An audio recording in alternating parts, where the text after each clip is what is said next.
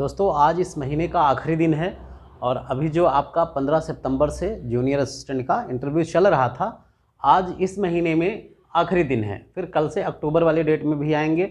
1 से 8 अक्टूबर तक होना है। बाकी 12 तारीख तक इनको और भी मौके दिए गए हैं। जिनका छूट जाता है मेडिकल की वजह से, उनको इन्फॉर्म करना होगा तभी वो दे पाएंगे। तो एक एक दिन बीतता जा रहा है। आज 30 सितंबर हो गए और जो ये क्वेश्चंस मिल पाए हैं आज की डेट में कि ये क्वेश्चंस पूछे गए हैं, तो वो क्वेश्चन मैं आप तक पहुंचा रहा हूं। और कई सारे बच्चे जो इस बात के लिए बार बार फ़ोन कर रहे हैं, मैं उनसे एक अनुरोध करना चाहूँगा, जिनका भी 35 नंबर, 38 नंबर, 36 नंबर या फिर 40 नंबर तक है, 35 इसी में 36 भी इंक्लूड कर लीजिए आप, ठीक है। तो 35, 36, 38, 40 नंबर वाले जो ये बच्चे हैं अभी तक कन्फ्यूज हैं।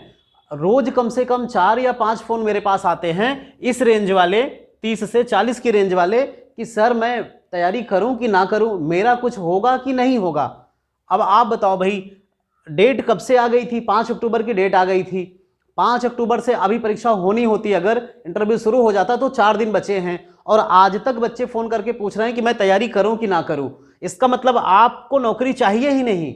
अगर आपको नौकरी चाहिए होती तो आप तैयारी करना शुरू कर दिए होते जब आपका रिटन का रिजल्ट, जब आपका फिजिकल का रिजल्ट आ गया था उसी दिन से।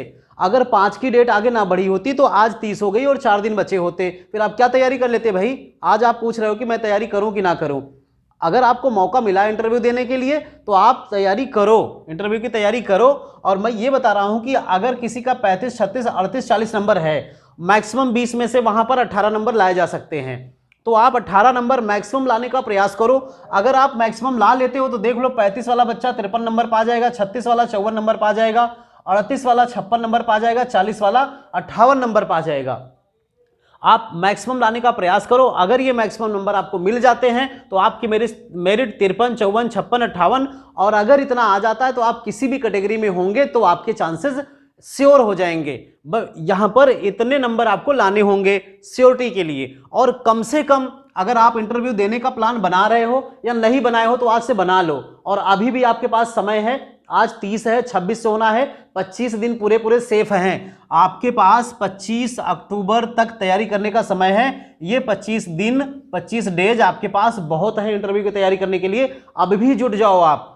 जिनके भी ये कम नंबर हैं वो 2 इवेंट में हो चाहे 3 में हो। अभी जो कंफ्यूजन क्रिएट हुआ है कि 2 वालों का, 3 वालों का, 3 को प्रायोरिटी दी जाएगी, 3 को पहले लिया जाएगा फिर 2 वालों को बुलाया जाएगा, ऐसा नहीं है। जिनकी मेरिट ज्यादा होगी, अगर कोई तीनों इवेंट में 36 पाया है और 2 इवेंट में 35 पाया है, ये 36 वाला 17 ले आया और ये 18 ले आया।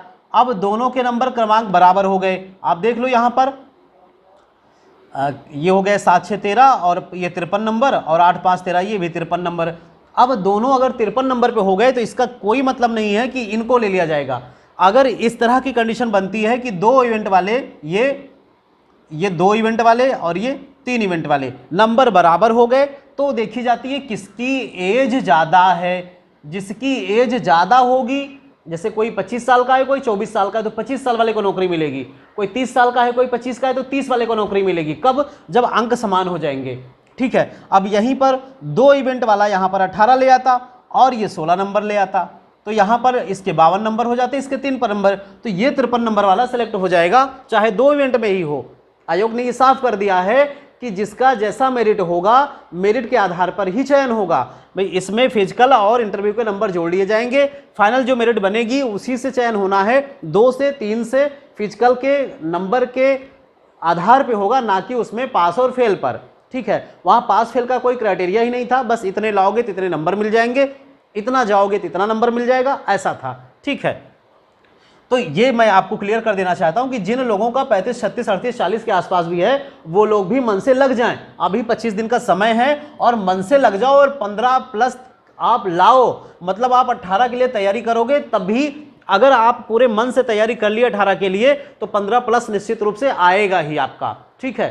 15 प्लस लाने के लिए आप जितना हमने वीडियो डाल दिया है आप वो देख लो, और भी कहीं कोई डाउट होता है तो आप पूछो हमसे कि कैसे 15 प्लस हम ला सकते हैं, कैसे श्योर कर सकते हैं कि 15 प्लस मेरा आ जाए।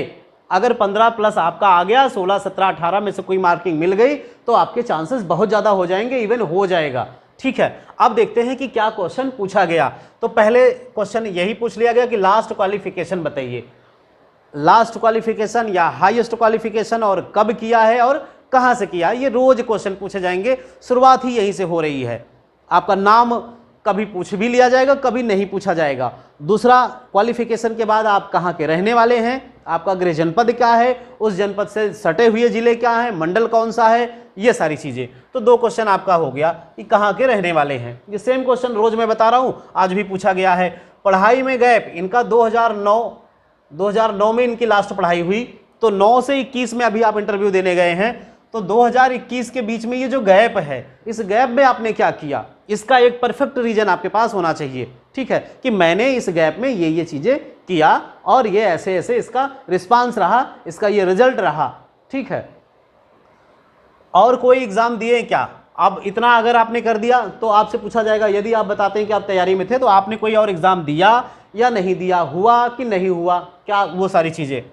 फिर ये चूंकि जूनियर असिस्टेंट का है तो इसमें टाइपिंग के बारे में पूछ लिया कि आपकी टाइपिंग कितनी थी, टाइपिंग स्पीड कितनी थी और उसमें एक्यूरेसी कितनी थी।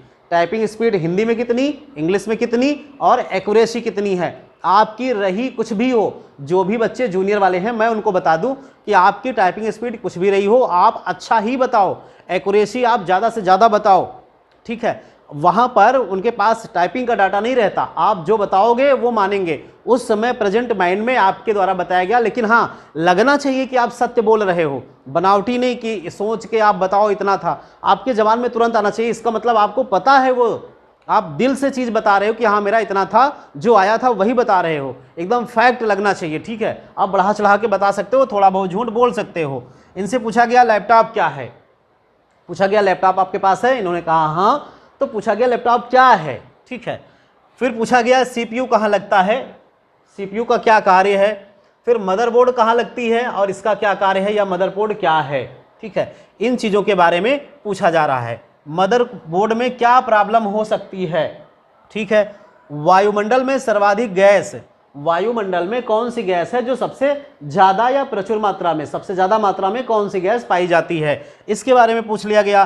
किस जिले की सीमा 4 राज्यों के संपर्क में आती है, उत्तर प्रदेश की किस जिले की सीमा 4 राज्यों के संपर्क में आती है या फिर अधिकतम राज्यों के संपर्क में आती है। अभी आप लोगों को मैंने एक दिन बताया था, वो चीज़ अगर आप देखे होंगे कि 8 राज्यों से सटती है, आपकी जो उत्तर प्रदेश की सीमा है वो 8 राज्यों से लगी हुई है, एक केंद्र शासित 9 हो गया और एक जो है नेपाल की सीमा देश से, तो उसमें 4 राज्यों से कौन सा जिला है। कुछ बच्चे वहीं के होंगे भी तो भी पता नहीं, पता है कि नहीं, उनको पता होना चाहिए। अगर आप उस क्षेत्र के हैं तो आपसे क्वेश्चन मोस्टली चांस बनते हैं कि पूछा जाए। आसपास के जिले के होंगे तब भी आपसे पूछा जा सकता है। गांधी जी का जन्म कब हुआ था, गांधी जी का जन्म भाई आज 30 सितंबर हो गया, 2 अक्टूबर आने वाला है, आपको पता है 2 अक्टूबर, तो कल के बच्चे से 2 अक्टूबर के बारे में पूछ लिया जाएगा। अहिंसा दिवस कब मनाया जाता है, गांधी जयंती कब मनाई जाती है। ठीक है, इनका अभी जो है जन्म पूछा गया, ये कब मरे थे ये पूछ लिया जाएगा, इनकी मृत्यु कब हुई थी, तो आगे ये भी क्वेश्चंस बन सकते हैं। चंद्रमा क्या है, किसका उपग्रह है, तो चंद्रमा क्या है मतलब ये कि तारा है, ग्रह है, उपग्रह है, क्या है, इसके बारे में बताना था। इसके बाद जो है यह किसका उपग्रह है ये पूछा गया।